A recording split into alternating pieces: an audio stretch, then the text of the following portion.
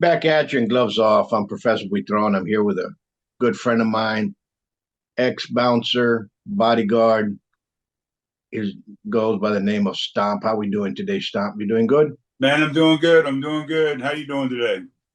Good, good. It's a great day. It's one of these cool days here in Texas. It's kind of cloudy. Let's see, keeps the heat away, but after it rains, the humidity starts back up again. It gets worse. So I don't know if it's good or bad. We need it though.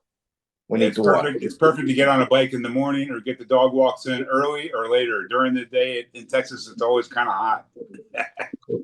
Just a little bit.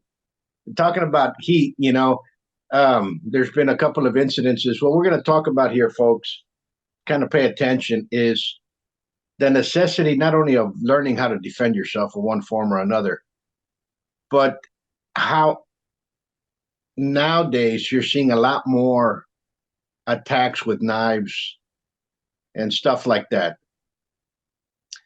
And and we've had a couple of incidences, especially one with a high school kid that was stabbed to death and by another young man, and people are saying that it was self-defense and so on and so forth, but we're going to talk about it out of experiences of what we've seen. Yeah, we were talking about this earlier amongst ourselves, and you were like, "Let's do a podcast on this. This is a good idea." And I was like, I was saying, I was in high school myself. I remember having like some stuff on me, nothing really exclusively because we'd be in trouble for it. And I couldn't imagine thinking I was going to actually do something like that to somebody. I was in high school in the 90s, so I seen a few guns when I was in high school. Everyone had knives around, but I just don't remember it. And that's what I was telling you. I don't remember anyone ever using them. I don't remember anyone ever. And I was at a place that you would use it. Like we would fight all the time. It was St. Pete, Florida. It wasn't the simplest place. Is my point. And even when I started bouncing early, I was like 19 when I first started in the clubs bouncing, and we had them on us, but I just don't remember being used. And like we were saying, man, they got used like twice in a week in a high school. Yeah, it's very bad. A lot of people look at Texas and they say, well, everybody carries a gun. Well, frankly, yes, but in a difference, we live in a bladed culture, and people and they usually say, "What are you talking about, bladed culture?" If people would just sit down and pay attention to how many men carry a knife in their pocket or a knife on their belt, whether it's for work or not, you will see that the percentage is very, very high. And I grew up in Laredo, Texas, in high school and so on and so forth. And in fact, I grew up in the fighting arts. I had uncles that taught that. They also taught a particular blade system of how to use it and counter use it. And I remember when I was 16 years old, we had just come out of a football game, and we went to a local McDonald's, and there was a little couple of guys got in a fight, and one of them threw a couple of punches, and I remember blocking. And then when I walked off, well, guess what? I was cut, and there's a nice little scar right there, and it's a nice little memory of what not to do and what not to do, right? And And did you see that? I didn't. I never saw a blade, but what Yeah, occurred was that I was taught how to have a good guard, and that's the only thing that saved me. Because believe me, when I blocked it, I thought it was just a punch, sure. and it was a knife strike, and it hit me, and I that's how I learned what a blade was. And most people think of it as West Side Story of John Wick running around chopping up everybody, but it's not that way. Hollywood fantasizes it, and its knife attacks are very, very vicious. And unfortunately, we do have them, and now more so. I guess that's what I'm trying to say. Yeah. Do you think it's like a scared thing, or do you think it's a I don't give a fuck thing? What do you think it is? Well, I think it's a little bit of both, because you have some people like a lot of the stuff that's happening in the subways in New York, where people are walking, people get stabbed because of that. Before it was more of an intimidation. I'm going to try to rob you kind of thing, kind of like a gang initiation or a neighborhood tough guy kind of issue. And To me, my take on it is like, for me, it was always like a last ditch thing, and my fallback. Like, a lot of people like to carry a gun. I don't carry a gun. I it's I think you'll end up maybe more than helping somebody else more than helping yourself. You might get into something that you don't necessarily need to deal with. I'm just not into it. What I am into, though, is having a knife concealed on me and something that I can get to quick.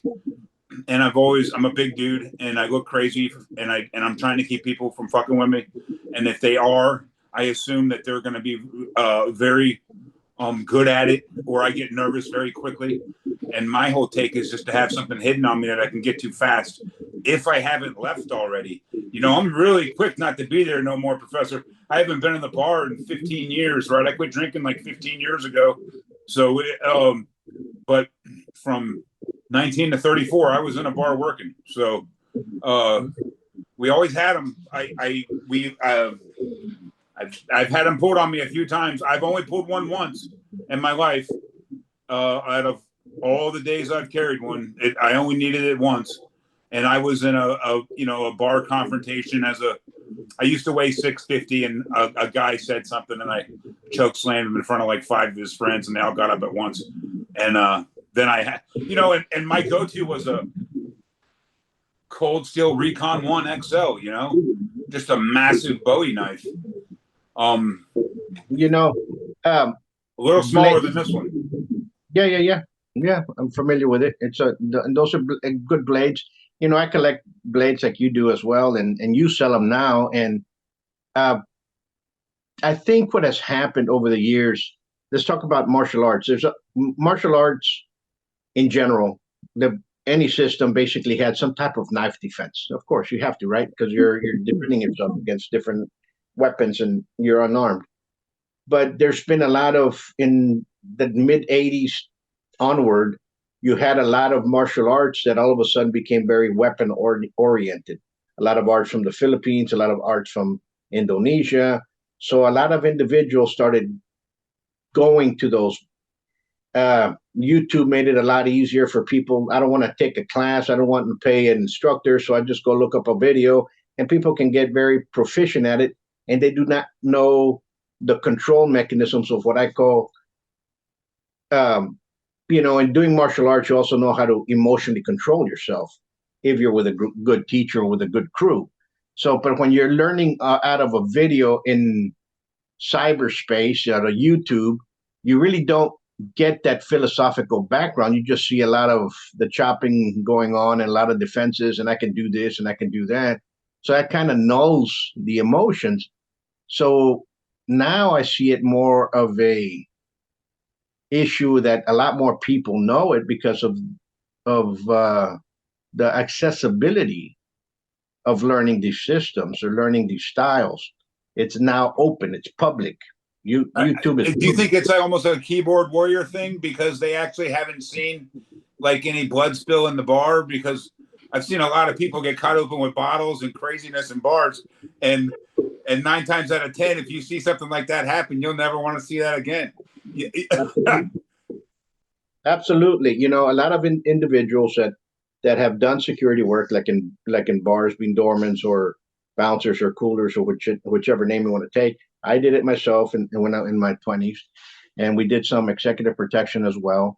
And you kind of tend to see things in a different format. It's no longer this trigger happy wannabe. It's more like I want to just go home, kind of thing. It's so those emotions are taken down. And I guess you try to pass that on to your students because of those things that you've lived. I have a Yeah, saying that yeah. The whole thing is very, very scary to me. Guns freak me out bad. People getting shot is very, very serious in a bar. When you're in a bar, I was never armed like that as a bouncer, because you were regularly uh, working. I mean, you were in it. You were, and I don't remember carrying the way I carried knives after being in the bar. Does that make sense? Like I had a folder on me in the bar, and after forever, it was like a nice fixed blade underneath my gut, and something like this, tiny, paring knife size, 3-inch blade, small blade, hidden underneath my stomach, something I would never show nobody ever. I'm always on that mindset that it's going to go bad, real bad. Don't do it. You know what I mean? Like, don't be there first. And that's what I tell everybody: do not be there. You see, you get this new. I blame it on video games as well. Kind of desensitized. Everybody's shooting everybody up and chopping everybody up, and kids grow up with that mentality and they think it's easy, but in real life, it's not. Once you pull the trigger, whatever comes out is going to be destroyed. Whatever it hits is going to be destroyed. People do It not. feels like 57, 60 degrees. It's freezing. It never stops freezing. It's cold. You do not want to be there any second of the day, ever, ever. And you're correct. And a lot of people do not understand that. A lot of people do not understand how can I put it? How easy it is to get into trouble. No, in fast trouble. If you fast, pull a blade out and hit somebody is going to get cut bad. There's no need for it to be real sharp or a real like crazy blade. You can hit somebody with a fork really hard and do a lot of damage. It gets very real very fast. And I kind of like worked at like fisherman type bars. There was like an unwritten rule that everyone was bladed up. They never got pulled. That's what I'm trying to tell you, man. In the 90s when I worked, it was not, they did not get pulled out. It would have been bad if someone pulled a blade out in the fights that I was in the 90s. Absolutely. A lot of it is cultural as well. I think in different areas, different cities where you're at culturally, it changes. And I think those cultures that we're bringing in, a lot of it has been dissipated. So, like I said, it's been desensitized. So you see a lot of tough guys out there that never once threw a punch in the street, but yet they're tough guys. And they're going to bars, and with liquid courage, they're getting into trouble, or they're trying to get into trouble. And, that 30, 40-year-old power drinker type mentality that you have out there. And once you start mixing that with liquid courage, you're going to have a problem. Problems are going to be there. What we're trying to tell you all is this. It's very easy to get into trouble. And if you carry a blade, it's very easy once liquid courage comes out for you to pull it out. And once you pull it out, consequences are here. You're not going to beat a ride. Right now in Texas, if you defend yourself in a self-defense situation or you get into an entanglement, more than likely you're going to be taken to jail. You're not going to beat the ride. And more so if you pull out a blade and you stick it into somebody, or whether you're defending yourself or not, you're still going to get into trouble. The police are going to come out there and they're going to be like, okay, we're taking both inside. Enough of this. And so think about what you're doing. Not only that, but now if you want to learn it as a self-defense, you have the whole right to do so. I learned it as a Professor, I don't like not having one on me. I don't feel right without like one of them tucked in on me somewhere. My go-to now is almost like this push knife, right? I'm hiding underneath my beard, put it underneath my shirt. No one knows it's there. It's gone. But I know it's there. Does that make sense? Absolutely. And the knives here in Texas, the knife laws here in Texas are very, very open and broad. Before it used to be 5.5 inches, fixed or folding. Now it's any size. So people always say, "Can I carry a sword?" Yes, you can. But why am I going to be carrying a sword for me to cause panic and people are running around and all of a sudden now you're going to be looking like, you're not going to look like the Highlander. You're going to be looking more like somebody that needs a padded room with a white jacket, and unless you sell them for a living and then you like walk the dog with them so people understand what you're doing. But that's me. But it's the legalities of it. I understand it. A lot of things have changed now in self-defense. But like I said, you have to prove it with self-defense, and you have to prove it. And when the police get there, they're going to take you in. just the way it Yeah. is. Yeah, it's very serious, man. There's no, there's nothing just not to be played with. If you're pulling that out, make sure you really, really got it. Mm-hmm. A long time ago, I used to, dance through Savate. It's a bladed system, and what I'm saying, a lot of people say, well, it's not a bladed system. You do kickboxing kind of thing. Yes, the sports of it are very, with the cane fencing, and with the French boxing, it's unarmed. But the martial aspect of it, you're dealing with a lot of weapons within it, and everything is led up for those weapons. You learn it in the more advanced stages. One time I did a seminar, and all of a sudden everybody wanted to come to the seminar just to learn the blades. How can I put it? There's a lot of people out there that need money, and I don't blame them, because martial arts is a living, and I don't blame them for doing this. But you have to kind of vet your people when you're teaching people how to dissect somebody in an attack, and that's I guess that's my moral issue with it. There's a lot of people out there that are teaching individuals, and I they know don't. you got a class coming up because you ordered like 10 knives from me for it. And Yeah, yeah, so is that like a number that you wanted to keep it small like that? absolutely. And the reason is because you have to teach people that have been with you for a while. You don't just teach any Joe Blow that comes off the street, because I don't know who you are. So it's Right. going to be a while before you start learning how to use a blade with me. It's going to be a while before the trust mechanism goes inside, and then, well, before I know a lot of students that train with other individuals, and day one they're there with a blade going all full blast. Good for you, more power to you. But here there's a little bit more of a responsibility. Why? Because you're actually teaching somebody how to hurt somebody. A Yeah. lot of people don't understand martial arts. I don't care whether it's Taekwondo or Savat or Thai boxing or Jiu-Jitsu. You're pummeling somebody. You're taking somebody apart. It's to defend yourself. In the street, I don't care whichever one it is, even Tai Chi or Xing Yi, you're gonna teach somebody how to dismantle somebody in front of you. Now, if you're not learning it, you might be in the wrong school, but that system, that's what it was designed to do. Right. And The empty now, hand aspect of it. absolutely, absolutely. So there's responsibility that comes into that. No, I could see that. I could see that. And why? Because all of a sudden you can teach somebody, the young kid, and he turns teenager, and he knows he has some pretty good skills, and guess what's going to happen? Yeah. He has an answer to everything now. Is the answer is the blade to everything. Absolutely. Yeah, And and I get you can't ride that out. That doesn't work out long term. no, And none of this, like practice of violence with no violence is real to a degree. Once the violence happens is when it's real.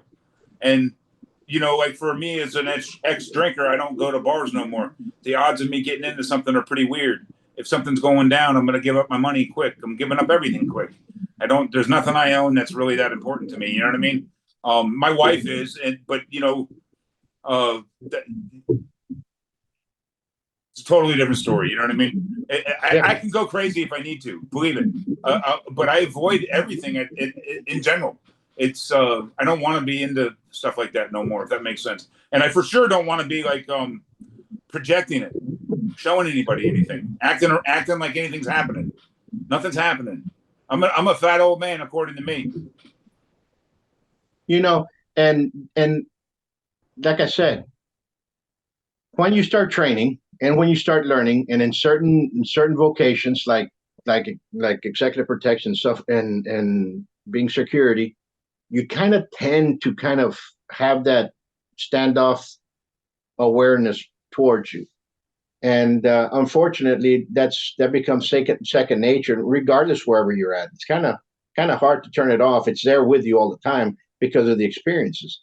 And I wish people would understand that, because I think a lot of individuals do not understand the consequences to a fight or to stand up in a table, push somebody, or insult somebody's wife, how easily violence can escalate in a very short period of time.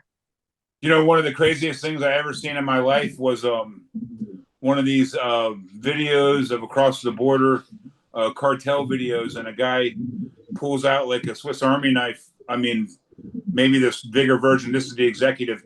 This is something I always had on me, no matter what, for a long time.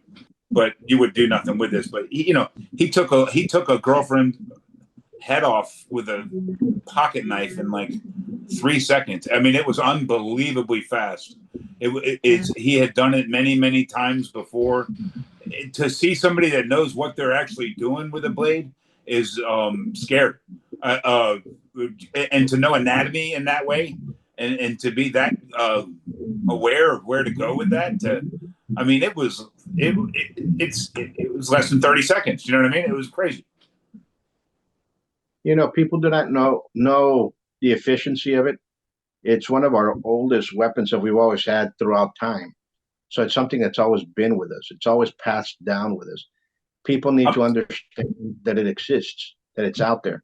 And not only that, you also get people that are not right in their head, that there are psychopaths that can go on through school as being normal, and all of a sudden something happens and now you have a problem. And when you teach, and you teach openly to the public, whether you teach in your garage, your backyard, a public park, or rec center, or you have your own school, you never know who's coming in. Not everybody that comes in has good intentions of what they're going to do with what you're teaching them. So we kind of have to vet these individuals, and people are not vetting them right now. Yeah, I think that's probably a constant worry as a teacher, to make sure that you're doing the right thing long term wise. You can not only teach somebody something, but they could go away and have negative commentary about it, or want to adjust it and change it because they didn't like some principle of it, and make it their own, and forget the heritage or why, the what's, and the hows. And there's always something to that. You know what I mean? Like that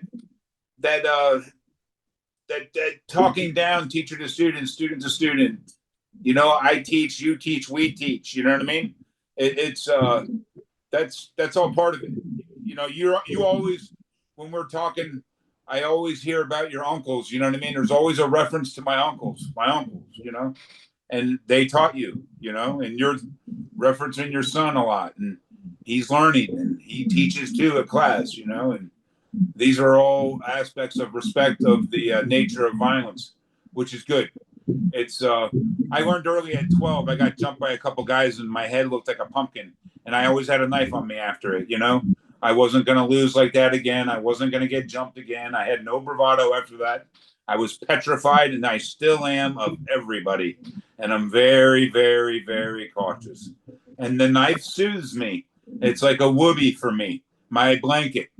But you know what? I'm in the business of them. We did demos this year again, and last year we did a goat demo, and this year we did 3 goats and 3 big tunas. And one of the slices is from the brutal sword I designed.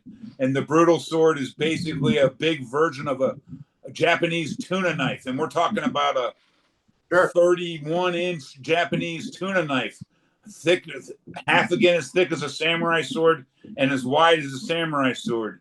And when it hit them 2 tunas, it sounded like a knife going through jam. That's what it sounded like. A lot of individuals don't understand it, period. They don't see the consequences. And you have people that are, how can I put it? That's something that I say within colleagues that are doing martial arts, that are out there teaching. Where's the responsibility? Yeah. People come, I just want to learn 1 or 2 techniques for self-defense. Well, it's going to take a while for you to learn how to defend yourself, period. You might not have it in you, number one. Not everybody's going to stand up. And people say, no, everybody will stand up. No, it's not, But you as a man, and if you're growing up, you have to take care of yourself like you did. I had to take care of myself like we did. Yes, I had mentors that were teaching me in this and so on and so forth, but it was me. I didn't call my sisters. I didn't call my girlfriend to take care of it. So now when you're married, you're not going to call your wife to go downstairs to take a look at No, who's. never. What I'm saying. So you're going to take care of it. You're going to be the one that's going to protect that, and eventually, if you're going to do that, you better get some training behind you. You better understand. I hear a lot of this here in Texas. Well, I'll just pull out my gun. That's even worse. Okay, that's even worse. Number one, what happens if you don't know how to shoot proficiently? You might kill somebody that you love. So you know what I'm saying? I'm more afraid of somebody with a knife than I am with somebody with a gun. Yeah. And people need to understand that but even both are dangerous. You have to have that understanding of that. People don't understand the need of self-defense and the reasoning behind self-defense. Only because I'm in a situation that I might get out of. I'm not going to pull a gun on somebody or pull a knife into somebody. No, I'm not going. Some people might even escalate the situation further, which could have been stopped with a, you know what, get out of here. One of my friends is the nicest guy you'll ever meet. He did 33 years in the Navy, and he owns Semper Fortis Jiu-Jitsu School right here in San Antonio, Saad Al-Aziz. But he trains 6 days a week. He's at the range 2 days a week, and it never ends. And he's doing tournaments at 55. He's got 3 classes a day, just like you, Professor. Dude, and he's so, so nice. So nice. But I swear you would never, ever want to kick this guy's dog. It would be like a John Wick situation. And he trains that much just so he never has to ever worry about if he's ever going to be in it. He's never, ever considering it. He's ready for everything. It's crazy how much of his life is about training. It's all about training. And I mean from diet on, you know? I look at it this way. Let's take the self-defense mentality out, the street side, and let's just put the sport side on. Let's just think about the sport, since you mentioned your friend competes. I have a lot of people that come and look for us, and they want me to take them to the ring, whether in boxing or in kickboxing, what have you. And then you tell them, let me see how your skills are. Number one, they don't know how to box. They don't know how to block. They don't know how to post a jab. And when you start correcting them, they say, well, this is how they taught me. Are you going to take me? No, I have to and you need basics. And you need to understand basics before you can even think about going. I'm glad you're thinking about becoming an athlete. And then there's a different mentality of becoming an athlete. Understand what I'm saying? Again, people do not take things seriously. They think everything's going to be this just hunky dory. I'm just going to jump into the ring. Well, you can get killed in the ring too, especially in boxing. No doubt, no doubt. And like headshots are headshots, one way or the other. Ring, outside the ring, at your house, it don't matter where you take them. It's a bad thing. Getting hit sucks. Absolutely. And you want to be the one that gets hit the least. And absolutely. Yeah. But back to what we started with, self-defense. What do you think the need of it is? Man, I think for me, it's like I'm a little bit of a nervous guy. When I got jumped at 12, I never thought about it, and after it, it's what I think about a lot. So for me, it's like almost like understand that I I'm not prepared, but I'm maybe overly cautious for it. It is like when you carry something like this on you, it's not to open a can or two. This has got one design in mind. This is a 7-inch spike. You know what I mean? It's just to hit people deep. And knowing like this is on me, I've sort of graduated to something like this underneath my belly, in front of the belt. Something you would never see. I've lost like 300 pounds in my life, so I got a lot of skin. And the hidden blade is the one that makes me feel comfort. You know what I mean? And it's the one no one ever sees. Like you said, the one that hit you in the arms. The only time I remember a guy pulling a blade out of me one time, and like I was able to talk him out of it or whatever. He put it away, and we got done with it without getting nasty like that.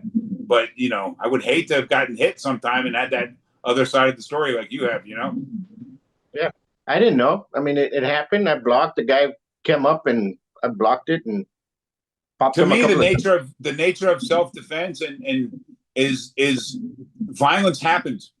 That is Yeah, an extremely common denominator. We live in a very, very civil society. If you have never been jumped, you are lucky. I have been jumped many times, maybe 3 or 4 times in my life. And that's not fun ever. Getting the shit kicked out of you and getting up off the ground after a dude's beat your ass a few times, is terrible, terrible. And the more that's happened, the more bar fights I got in, the less bar fights I got in, if that made sense. I've never been in one in my own life, and I was a drunk the whole time. But at work, I had to work. And, most of the time, if I could pass out 2 beers, that's how a fight ended. 9 times out of 10, that's how I did it. I was mostly a words guy, you know what I mean? And I never had to worry about me pulling a knife because I knew that wasn't going to happen unless I got real, real, real scared. So, absolutely. What would you tell the folks out there about the reality of a knife for them to get it before we go?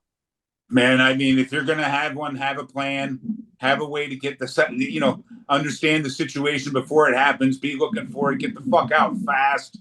If you have to, brandish and leave backwards, grab a wall, always grab a wall, always grab a wall. You can defend from a wall pretty easy compared to not. In a group situation, watch out who you hang out with. I always got something on me. I'm also a big fan of the beatdown equipment. Anything that smashes people, good. I don't like knuckles no more. I'm too old for them. My hands are kind of fucked up.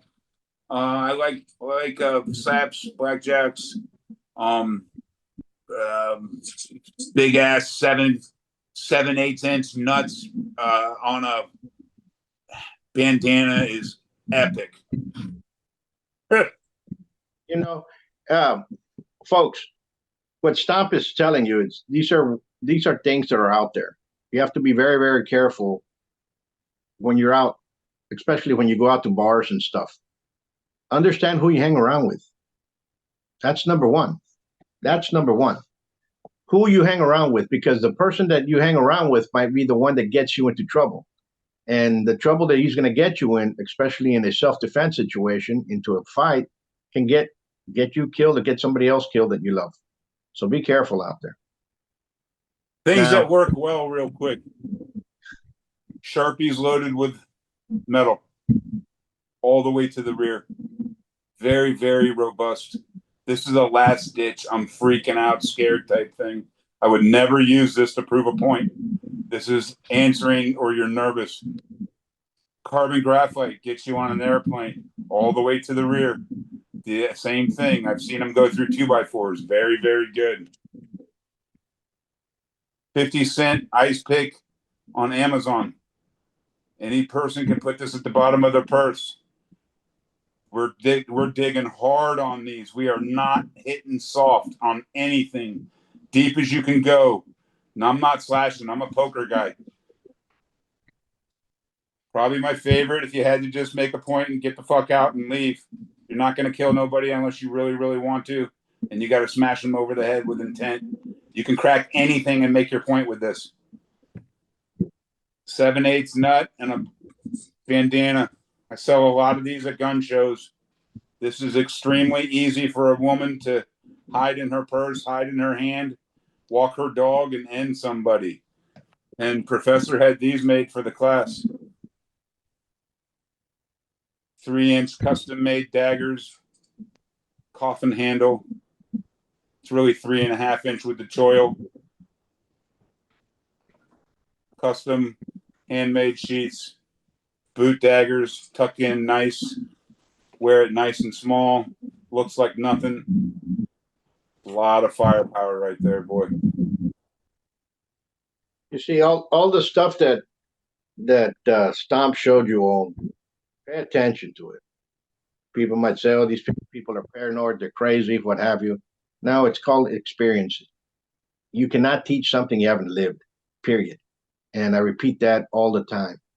Self-defense, every city has its violent side. Every place has its violent side. Right now, with a lot of the absolutely. Right now, with a lot of the mental disorders that are out there, be very careful. A lot of these medicines are being given out to can cause people to snap worse than before. And right now, we're living in some rough times. Okay, Yeah. when you have hardships in the economy, people are going to go out there to try to steal. And the easiest ones is that they're going to steal a purse, they're going to steal groceries, they're going to try to steal your wallet, they're going to try to steal you at the ATM. Those are things that we're going to start seeing a lot more of. And when you get into those things, you're going to get into confrontations. There's a lot of things out there that are used to as implements or tools for a self-defense aggressive situation that you have to defend yourself on, and you better understand the things that are out there. But before you can do that, you better start learning something, start working out, start going to a class, call somebody call your local police department, say, tell them straightforward, who's the best instructor for self-defense here in town, and go to that person. They should know. Yeah, and that's true. a lot of times they're going to send you to their buddy that does. No, you want something that's going to help you for your age to go out. Sometimes some good officers know how to use self-defense skills in a positive manner. Don't look for that, but they're the ones that know that. Go to rec centers. Usually rec centers have somebody. Go to the classes, ask around if that's what it is. Now, I live in Laredo. He lives in New Braunfels area, and the issues with self-defense is go do your research. Yeah. Research for training. Research for yourself. If you think that you need it, then you need it. Okay. Yeah, you better Don't. have a good excuse if you're in Bexar County or Guadalupe County to use a weapon in anything. Anything. They're not going to look like that nicely on that. And remember, the attacks of knives, they're kind of getting more and more as we see times. Okay, you're seeing these attacks a lot more and more. But again, don't be afraid to go in there and start training. You're going to meet like-minded people, and you're going to just have fun. Absolutely. It's great for the mental stimulation too. It's like real life chess. Absolutely. And again, I want to thank you for what you're doing, and we'll see each other soon. Yeah, and if I can help anybody, my name is Stomp from Stomp New Customs, and my number is 727-365-4210. You can find me on Facebook under Stomp New Customs. You can find me on Instagram under Stomp New Customs, STOMPNU. And if I can assist you, or you have any questions, let me know. We do custom knives and custom swords. And get something that's good, something that's reliable. Absolutely. Again, until next time, you guys, you all stay safe, be safe, and God bless you all. Nice talking to you, Professor. Bye.